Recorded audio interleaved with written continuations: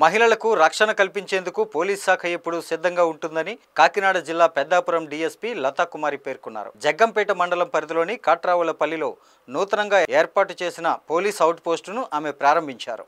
ఈ సందర్భంగా ఆమె మాట్లాడుతూ అత్యధిక కేసులు కాట్రావులపల్లి నుంచి రావడంతో జిల్లా ఎస్పీ ఆదేశాల మేరకు పోలీస్ అవుట్ పోస్ట్ ను ఏర్పాటు చేయడం జరిగిందన్నారు. మహిళగా తనకు మహిళల సమస్యల గురించి పూర్తిగా తెలుసునని తెలిపారు. ఈవ్ టీజింగ్ నియంత్రణ, మహిళలకు రక్షణ కోసం ప్రత్యేకంగా ఈ అవుట్ పోస్ట్ ను ఏర్పాటు చేసినట్లు వెల్లడించారు. అనవసర కేసులలో ఇరుక్కోకుండా సత్ప్రవర్తన కలిగి ఉండాలని కాట్రావులపల్లి ప్రజలకు ఆమె సూచించారు.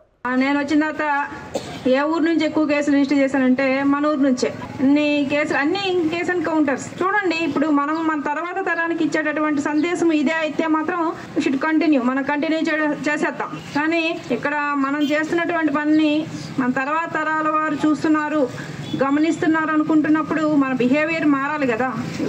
మన మండలంలోనూ మంచి ఇన్నిసార్లు కేసు ఎన్కౌంటర్లు మనం కడుతున్నామంటే మన ప్రవర్తన మారాలేమో ఒకసారి చూసుకోండి. ఇప్పుడు జగ్గంపేట పోలీస్ స్టేషన్లో ఉన్న పోలీసులకి ఈ ఊరి మీద ఏమీ ప్రత్యేకమైనటువంటి కోపం కానీ పగ కానీ ఉండదు. అన్ని విలేజ్లతో పాటు దీన్ని చూస్తాం.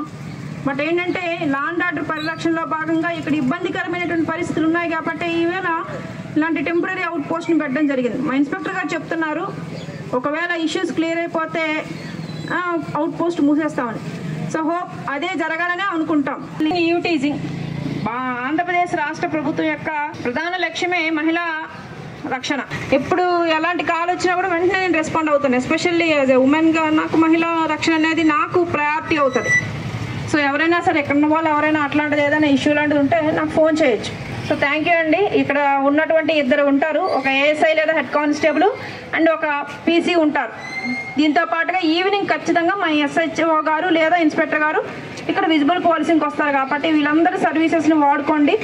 ఇవి కాకుండా ఇంకేమైనా ఇష్యూస్ ఉంటే చెప్పండి, లేదంటే కంప్లీట్ చేసుకుందాం.